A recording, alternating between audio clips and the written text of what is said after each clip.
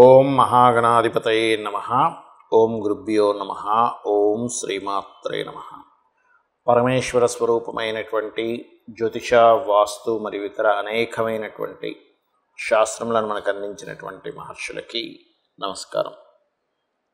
హయగ్రీవ హయగ్రీవ హయగ్రీవేతి యో వదేత్ తస్య నిస్సరతే వాణీ జహ్నుకన్యా ప్రవాహవత్. అరుణాం కరుణాతరంగితాక్షీం ధృతపాశాంకుశపుష్పబాణచాపాం అనిమాదిభిరావృతాం మయూకైః అహమిత్యేవ విభావయే భవానీం. శ్రీమాత్రే నమః.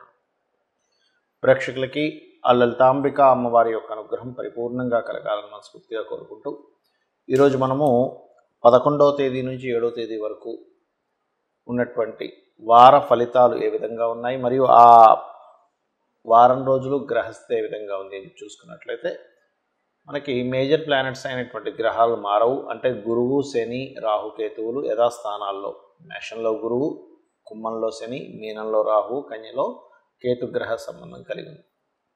ఇక ఈ వారము చంద్రుడు ఎలాగో 2.5 రోజులకు మారిపోతూ ఉంటాడు కాబట్టి కుంభరాశి నుంచి వృషభ రాశి వరకు చంద్రుడి యొక్క సంచారము, మరియు రవి, కుజ, బుధ గ్రహాలు మకర రాశిలోని ధనస్సులో శుక్రుడు ఉన్నాడు. అయితే ఈ శుక్రుడు 12వ తేదీ మకరంలోకి మారడము, రవి 14వ తేదీ కుంభంలోకి మారుతున్నాడు. అంటే ఈ 2 గ్రహాలు రవి శుక్రులు మాత్రం మారుతున్నారు.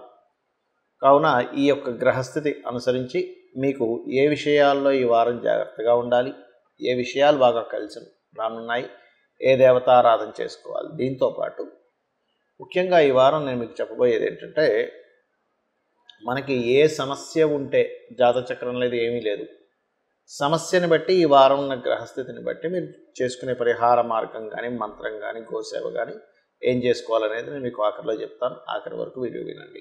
ధనస్సు లగ్నము, ధనస్సు రాశి. ధనస్సు వారికి కనుక చూసుకున్నట్లయితే రాశ్యాధిపతి అయినటువంటి గురువు పంచమ స్థానంలో ఉంటూ, ఈ పంచమ స్థానంలో ఉండడం అనేది ఉపాసన సంబంధించిన విషయాలకి ఏదైనా ఒక మంత్రం తీసుకోవడానికి చాలా అనుకూలంగా ఉంటుంది. కాకపోతే ఇక్కడ 2వ స్థానంలో మనకి కుజబుధ శుక్రులు ఉన్నారు కాబట్టి ఎవరితోనైనా అనవసరమైన శత్రుత్వం, అకాల శత్రుత్వాలు స్త్రీ మూలకంగా వస్తుంటాయి.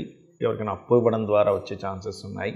కాబట్టి ఈ అప్పులు ఇవ్వడము, లేకపోతే అనవసరంగా స్త్రీతో ఏదైనా గొడవ వస్తుంది అనుకునే విషయాల్లోని కొంత జాగ్రత్తగా ఉండాలి. అయితే ఈ కాంబినేషన్ అనేటువంటి కొంతవరకు వివాహం కుదరడానికి కూడా ఇస్తుంది. ఎందుకంటే శుక్రకుజుల యొక్క కలయికలో సప్తమాధిపతి వచ్చి చేరాడు. అదేవిధంగా ఇది కొంతవరకు ఉద్యోగ ప్రాప్తికి కూడా కాంబినేషన్ ఇస్తుంది. అంటే ఒక ప్లానెట్ ఎక్కడైనా ఉన్నప్పుడు అక్కడ ఒక మంచి ఒక స్ట్రెస్ ఇవి కూడా ఇస్తూ ఉంటుంది. కాకపోతే మీకు ఉద్యోగ సంబంధించిన విషయంలో దశమస్థానంలో కేతువు యొక్క సంచారం జరుగుతుంది. కావున గణపతిని ఎంతగా మీరు ఆరాధిస్తూ ఉంటే మీకు అంతా ఉద్యోగ అవకాశాలు పెరుగుతుంటాయి. ఇప్పుడున్నటువంటి గ్రహస్థితి ఏంటంటే ఉద్యోగం మానేద్దాం, మారాలనేటువంటి ఆలోచనలు మీకు పెరుగుతూ ఉంటాయి. కాకపోతే మీరు ఏదైనా సంతకం చేసేటప్పుడు, ఏదైనా అగ్రిమెంట్ రాసుకునేటప్పుడు 11, 12 తేదీలు కాస్త జాగ్రత్తగా ఉండండి. ఇక 14, 15 తేదీలు ఏదైనా ప్రాపర్టీ తీసుకోవడం కానీ, ఆన్లైన్లో ఏదైనా సరే ఒక కోర్స్ తీసుకోవడానికి మనీ పే చేసేటువంటి విషయాల్లోనే 14, 15, 13, 14 తేదీలు కాస్త జాగ్రత్తగా ఉండాలి. అదేవిధంగా గమనించుకున్నట్లయితే సంతాన సంబంధించిన విషయాలకు చాలా బాగుంది. ఫ్రెండ్స్తో సహకారం లభిస్తూ ఉంటుంది. మరియు అదేవిధంగా సంతాన అభివృద్ధి కూడా బాగుంటుంది ఈ వారం చూసుకున్నట్లయితే మీకు. మరియు కాస్త చిన్న చిన్న ఘర్షణలు కొంచెం పార్ట్నర్స్తోని, ఉద్యోగంలోని చిన్న చిన్న ఘర్షణలు మాత్రం చూపిస్తున్నాయి. ఇక మీరు ప్రధానంగా ఇక్కడ ఈ 2వ స్థానంలో ఉండే గ్రహము 3, 4 ఈ గ్రహాలు వరుసగా కనుక చూసుకున్నట్లయితే ధన సంబంధించినటువంటి విషయంలో మంచి అనుకూలత యోగం ఉంది. అదేవిధంగా ఆన్లైన్లో ఎవరైతే ఈ ప్లాట్స్ ఇవన్నీ అమ్ముతూ ఉంటారో వారికి ఇది చాలా చక్కటి అనుకూలమైనటువంటి స్థితిగా మనం చెప్పుకోవచ్చు. కాకపోతే 14వ తేదీ నుంచి కాస్త మీ తండ్రి గారితో కానీ, గురువులతో కానీ, మీ పైన ఉండేటువంటి బాసులతో కానీ మాట్లాడేటప్పుడు కాస్త జాగ్రత్త వహించండి. ఇక మీరు చేయవలసినటువంటి దేవత ఆరాధన ఏమిటి, ఏం చేసుకుంటే బాగుంటుందంటే ముఖ్యంగా దత్తాత్రేయుడి యొక్క నామస్మరణ చేయండి. మరియు ఉద్యోగం కోసం ఎక్కువగా ప్రయత్నం చేసేటువంటి వారు కేతుగ్రహం దగ్గర దీపారాధన చేయడము, రావి చెట్టు చుట్టూ ప్రదక్షిణాలు చేసుకుంటూ మీరు ఆ సర్పముల మీద ఏదైతే పసుపు కుంకుమ గంధం కలిపినటువంటి నీటిని వేయడము, మరియు లలితా సహస్రనామాల్లో శ్రీమాత, శ్రీ మహారాజ్ని, శ్రీమత్ సింహాసనేశ్వరి నమః నామస్మరణ అనేటువంటి మీకు ఉద్యోగ ప్రాప్తిని కలిగింపజేస్తుంది. ఎవరికైనా జాతచక్రం లేదండి, డేట్ ఆఫ్ బర్త్ టైము ఏమీ తెలియదు, కానీ నా సమస్య ఇది, ఏం చేయాలి అంటే ఒక్కొక్కటిగా తీసుకుంటే కనుక ప్రమోషన్స్ రావట్లేదు, నాకు ఏం చేయాలి అని ఇబ్బంది పడుతున్నటువంటి వారు ముఖ్యంగా నవగ్రహాల దగ్గరికి వెళ్ళి అక్కడ రవిగ్రహంతో పాటు శని రాహుగ్రహాల దగ్గర కూడా దీపారాధన చేయండి.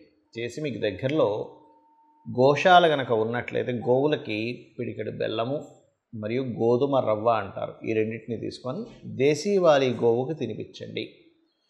ఇక అదేవిధంగా కొంతమందికి ప్రమోషన్స్ కోసం చూస్తూ ఉంటారు, ఏమంటే మాకు ప్రమోషన్ వస్తే బాగుండు అనేటువంటిది. ఇప్పుడు నేను చెప్పాను ప్రమోషన్స్ అంటే ప్రమోషన్తో పాటు ప్రదేశం మార్పు కోసం చూస్తూ ఉంటారు, అంటే ఏదైనా వేరే ప్రదేశానికి వెళ్ళాలి, ట్రాన్స్ఫర్ అవ్వాలి, మారాలి అనేటువంటిది చూస్తూ ఉంటారు. అటువంటి వారు ఏ పరిహార మార్గం చేసుకోవాలి? పెరుగన్నాన్ని ఒక 11 మందికి సరిపోయేంత పెరుగన్నాన్ని తయారు చేసి ఈశ్వరాలయంలో నైవేద్యంగా పెట్టి ప్యాక్స్లా కట్టైనా మీరు పంచవచ్చు. లేదు మీకు దగ్గరలో నవగ్రహ ఆలయం ఉన్నట్లయితే ప్రధానంగా నీరు, పసుపు నీరు తీసుకొని చంద్ర శని రాహుగ్రహాల మీద అభిషేకంగా చేయండి. అదేవిధంగా మరి కొంతమందికి చూడండి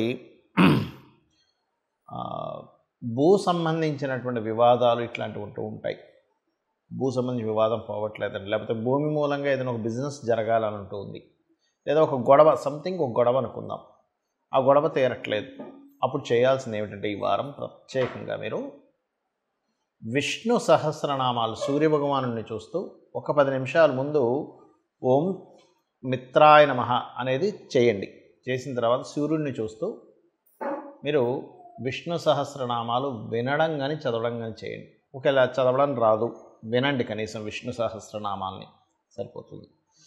అలాగే మరొక విషయం ఏంటంటే కొంతమందికి సంతాన సంబంధించినటువంటి ఇబ్బంది ఉంటూ ఉంటుంది.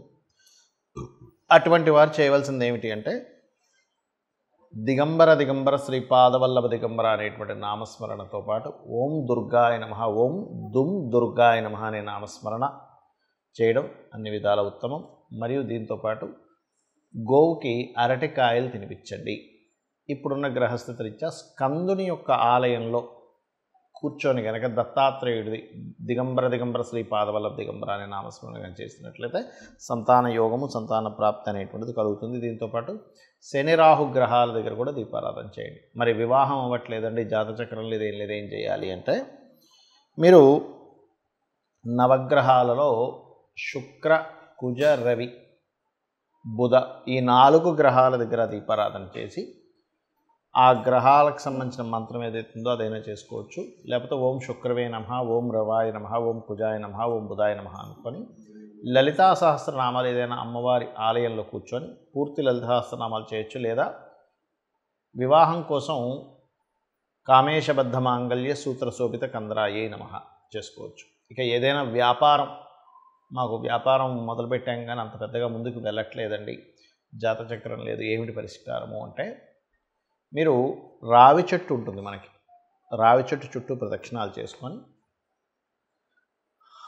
ఓం నమో నారాయణాయ అనే నామంతో ప్రదక్షిణం చేయండి. ఇదంతా ఈ వారానికి సంబంధించిన ఇప్పుడున్న గ్రహస్థితి బట్టి చెప్తున్నాను. ఓం నమో నారాయణాయ అనుకుంటూ రావి చెట్టు చుట్టూ ప్రదక్షిణాలు చేసుకుంటూ 11 కానీ 41 కానీ చేసి పసుపు కుంకుమ గంధం కలిపిన వాటర్తో అభిషేకం చేయండి వాటి మీద, ఏది ఆ సర్ప ప్రతిష్ఠ చేసినవి ఉంటాయి వాటి మీద. అదేవిధంగా కొంతమంది కొన్ని భయాలు ఉంటుంటాయి, ఏమంటే అసలు ఏం జరుగుతుంది ఏంటో భయంగా ఉందని పితృదేవతలను తలుచుకోండి.